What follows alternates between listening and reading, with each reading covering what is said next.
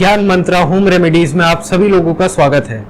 आज मैं आप लोगों को बताऊंगा कि पूजा करने की सही विधि क्या है, किस तरीके से हम लोगों को अपने घर में या शिवलिंग की या बाहर मंदिरों में जाकर कैसे किस तरीके की पूजा करनी चाहिए है, उसकी विधि क्या है। तो सबसे पहले गणेश भगवान की पूजा होती है। अगर आप सबसे पहले कोई भी पूजा करने से पहले गणेश भगवान की पूजा करते हैं, उनका ध्यान करते हैं, तभी आपकी पूजा लगती है अथवा आपकी पूजा नहीं लगेगी। और अगर आप रोज पूजा कर रहे हैं तो पंच देवताओं की पूजा जरूर कीजिए। पंच देवता में है सबसे पहले सूर्य देव, गणेश भगवान, माता पार्वती, शिव भगवान और विष्णु भगवान। इन पंच देवताओं की पूजा अनिवार्य है। रोज जब भी आप करें पूजा तो इन पंच देवताओं की पूजा अवश्य करें। साथ ही साथ पूजा करने का एक विधि और है, जो कि है आसन पर बैठकर पूजा करना। खड़े होकर पूजा घर में पूजा नहीं की जाती है। आप लोग लाल रंग का या पीले रंग का आसन लाकर अपने पूजा घर के सामने रखकर उस पर बैठकर आप सही विधि से पूजा कर सकते हैं।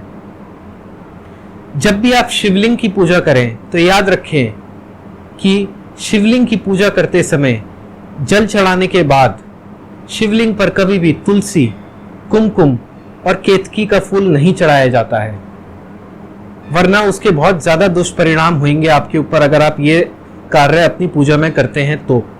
और एक चीज और ध्यान रखिएगा कि जब भी आप शिवलिंग पर दूध चढ़ाएं तो वो दूध तांबे के पात्र में कभी भी ना चढ़ाएं।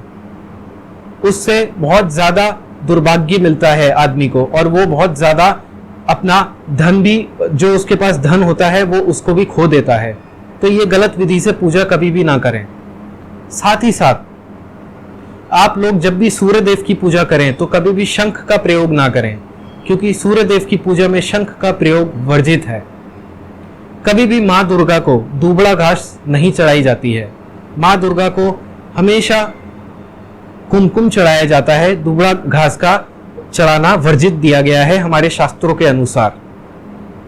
कभी भी तुलसी की जो पत्ती होती है उसको रविवार के दिन मत तोड़िए। और रविवार के अलावा जब भी आप तुलसी की पत्ती तोड़कर पूजा में प्रयोग करें तो याद रखें कि आप नहाने के बाद ही तुलसी की पत्ती तोड़िए, तभी आपकी पूजा लगेगी। जब भी आप आरती करते हैं तो याद रखिए कि भगवान के जो चरण होते हैं उनकी 4 बार आरती लीजिए, नाभि की 2 बार आरती लीजिए और चेहरे की 1 बार अथवा 3 बार आरती जरूर लीजिए, तभी आपकी आरती लगेगी भगवान को।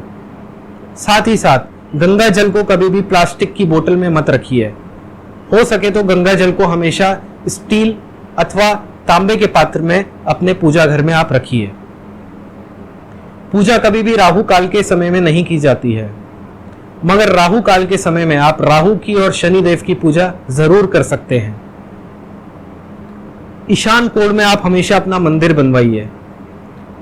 अपने घर में वास्तु के हिसाब से हमेशा ईशान कोण में अथवा उत्तर दिशा में आपका मंदिर होना चाहिए है।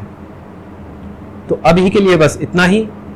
सब्सक्राइब कीजिए और देखते रहिए हमारा चैनल ज्ञान मंत्रा होम रेमेडीज।